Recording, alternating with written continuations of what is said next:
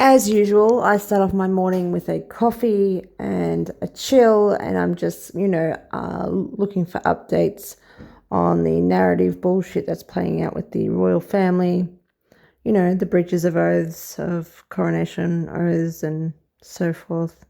It's all very entertaining. And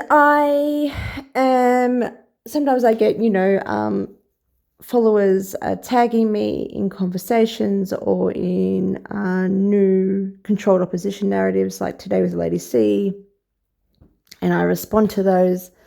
And I'm thinking, I always think it's just a catch up, it's just an update in the morning, and I'm still putting projects on hold, like the government conditions that I have started with the number one, and there's 5 or 6 to go.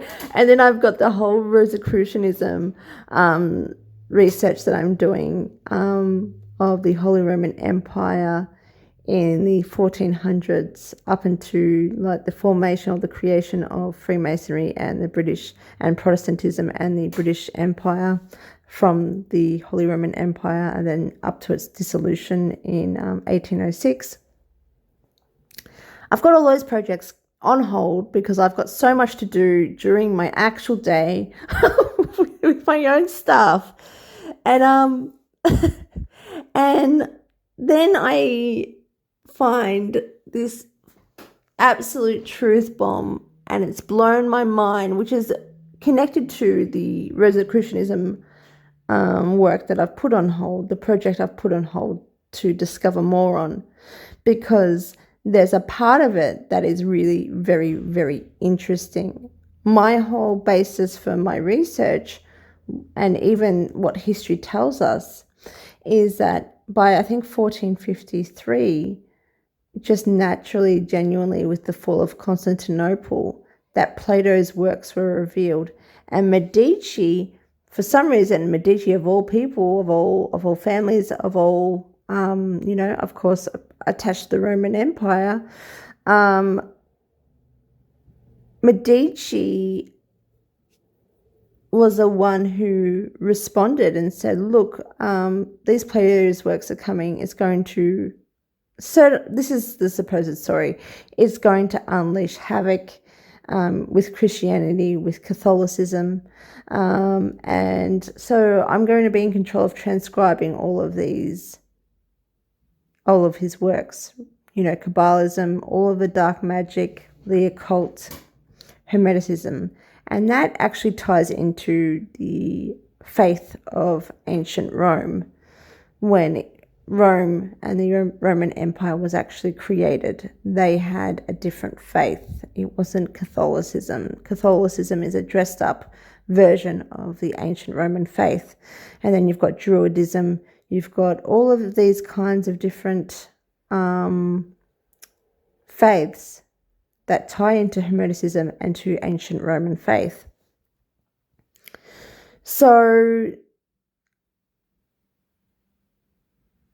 1453, that's the story. It doesn't really make much sense, right?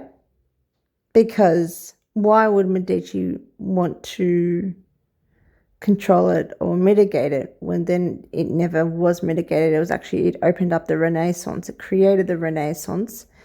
But furthermore, it didn't just create the Renaissance, it created a religious political revolution that then created the transference of the restructure of the Holy Roman Empire through Protestantism. They created Protestantism from it, and Rosicrucianism. And they created that to then control Britain and infiltrate Britain, with Henry VIII pushing it with the Church of England, all by design and by instruction. And then his daughter Elizabeth marrying into the Rosicrucian protector, Frederick V, and of Heidelberg, of Germany, of the Holy Roman Empire, which then established their daughter, who was a Protestant daughter of Protestantism. She then married into the Habsburg not Habsburg, sorry, the Hanover dynasty. And then the Hanoverian line jumped over to the British Empire and ruled the British Empire. And so the Holy Roman Empire moved over. So you've got all that happening. And so there's a much bigger agenda at play. Back then, they didn't have online information. They didn't have the resources that we have now to understand the background, what was happening in the background and what was actually going on. And then I read this truth bomb today. There's a lot of, I'll go through the parts, these shorts that I've created, because I wasn't meant to, I was responding to this truth bomb, and it's just turned out into a 6-part short series. And I'm going to compile them now for you, so then you don't have to do all of that work yourself. Anyone that follows me can just watch this video and have an understanding of what's actually taken place. I won't go too far into explaining it more than this, because I will explain it with the short videos that I've compiled. But Darren here, who's a great researcher, and I've asked him about can you explain the Lombardy family and Charlemagne? Can you explain the transition between the Roman Empire and the Holy Roman Empire if the Lombardy family were in charge and da-da-da-da-da? And he couldn't explain it at the time. He's still an amazing researcher, and I still really value his work and the information that he brings up. It's just amazing if you understand this sort of stuff. And what I'm trying to do with my own channel is translate this history into relevance, into what's happening now and what you can see now with our constitutional empire. That is, it is in fact an evolution of the Holy Roman Empire, and possibly now, even thinking about it, there's a possibility of the Roman Empire. I'm not going to say that because I haven't still found that connection, but right now there seems to be one, and I'll explain that in the shorts. Darren here says that this is amazing research. He talks about bloodlines and the Roman families, the ancient Roman families. He talks about the connections with all of these families. For example, he's talking here about the Giovannini family and how they're close to the Medici family. For me, that doesn't spark anything at this point, because I'm not too far involved or invested in the family bloodlines and so forth. But this is what spoke to me. Ally of Charles I Angel, ancestor of René d'Angel. René d'Angel was the dynastic descendant of Fulk of Jerusalem, original Templar.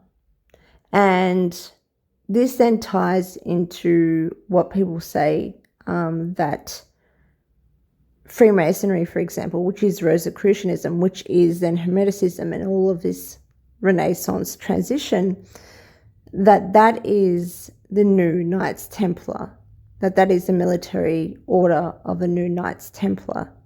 And now this is starting to, I didn't think it was, because I thought it was just Rosicrucianism, and it was a different kind of order. I just saw it as different, but now it's feeling like it's the same thing. And that is a true statement, because Angel being connected to the original Templars and Medici partner in the Renaissance to popularize Hermeticism. And this goes back to the fact that Medici was the one transcribing with Pico and with Ficini,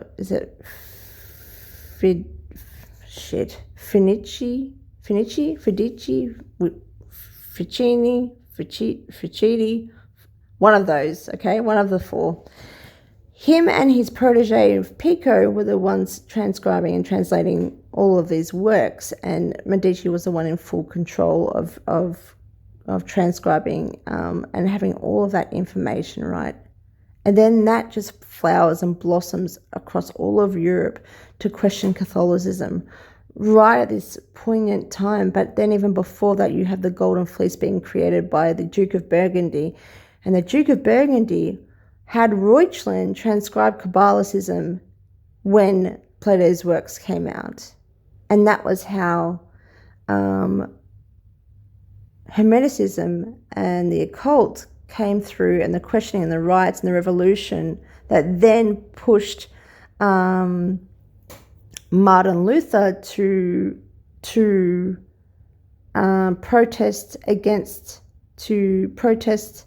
that the Pope be removed, or that the spiritual arm of the empire change hands. That's really what he was protesting. He was an asset by the Holy Roman Empire, by was it Frederick the Wise? That all happened. Germany, it all moved over to Germany because of Reuchlin, because of the Duke of Burgundy.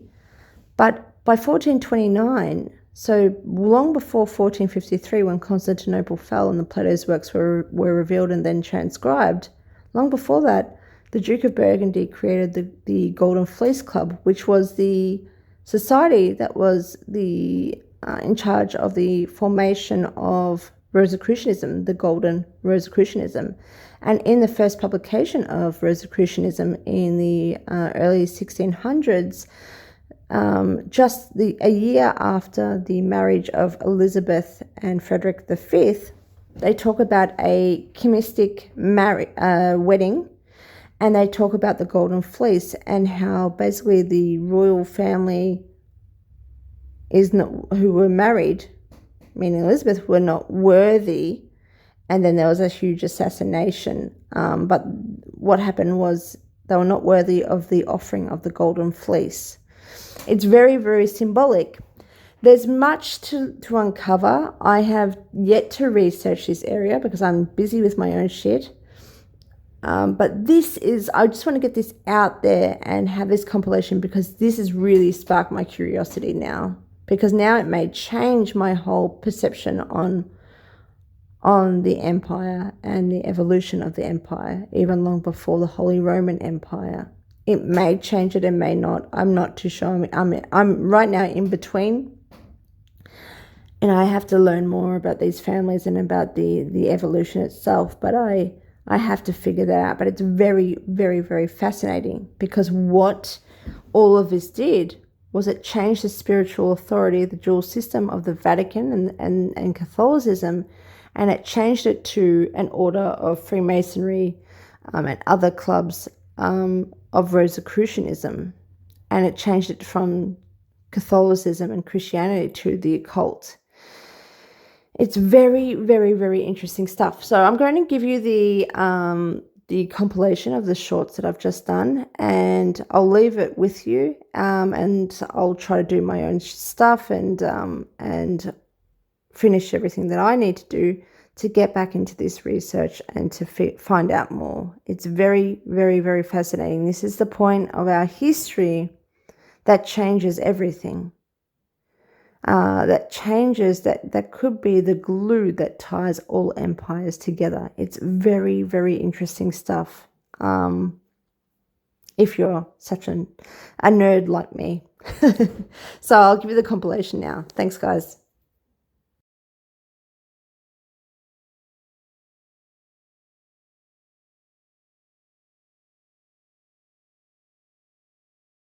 This is getting very, very interesting. So my last research really hit at governmental order. That was one facet of the standards of governance for every constitution there is, of the imperial governance that we face today.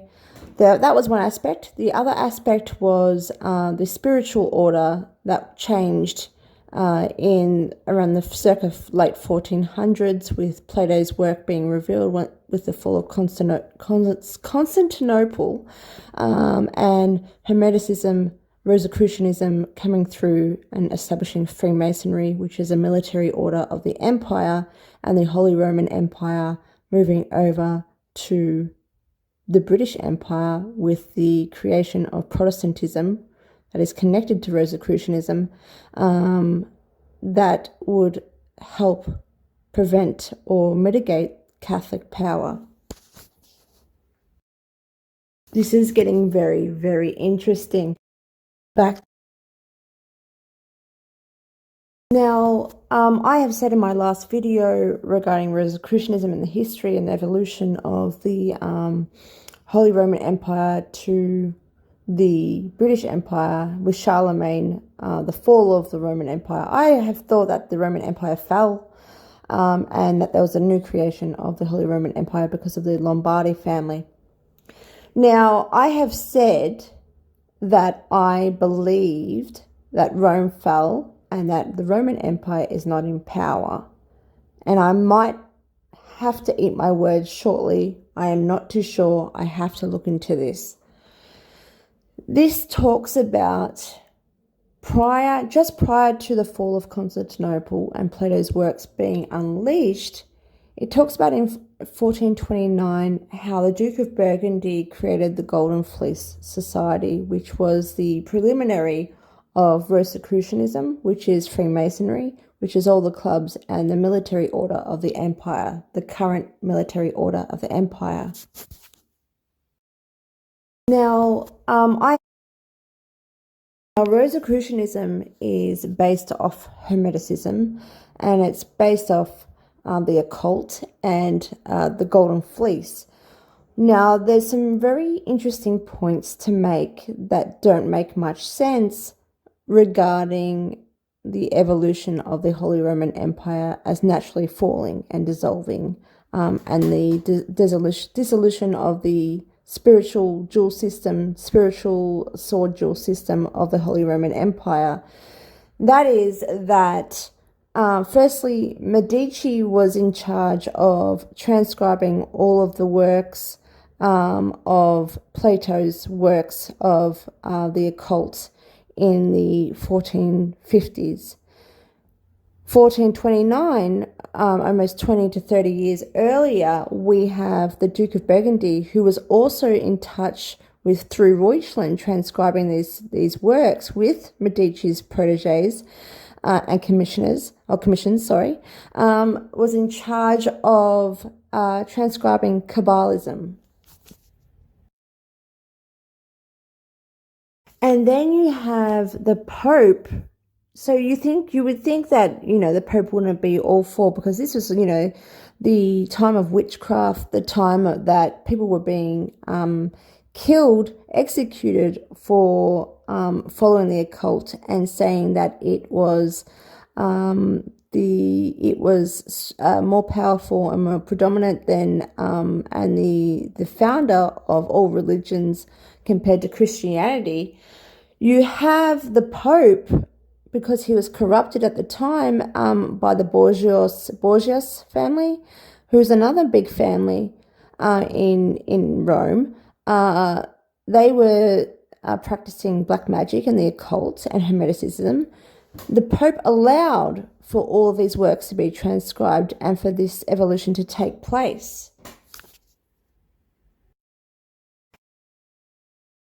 So with the fall of Constantinople, just after 20 to 30 years after the creation of the Club of the Golden Fleece, and everyone in alignment, all these old Roman families in alignment with the creation of Hermeticism, or the formation of it to actually become the spiritual authority of the Holy Roman Empire, which did eventuate to that, with the Pope's blessing. It's very, very suspicious, and it's very questionable to understand what exactly has taken place and if the Roman order was behind it. So Darren's dropped a truth bomb where he's if true, he stated that Anjou and Medici partner in Renaissance to popularize Hermeticism. This is what I'm talking about. This is the era that we're discussing. And I should have done a video about this instead of all these parts because it's going to be so bloody long.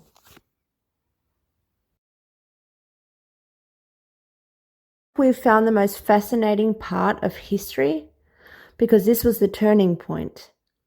This was the turning point of firstly changing the Holy Roman Empire, decentralizing it, ready for its dissolution, into the British Empire and other empires. But this whole creation seems premeditated. If true, if what Darren is saying is true, and Anjou and Medici were behind the creation of the Renaissance, which is this whole period, which is why Renaissance actually occurred.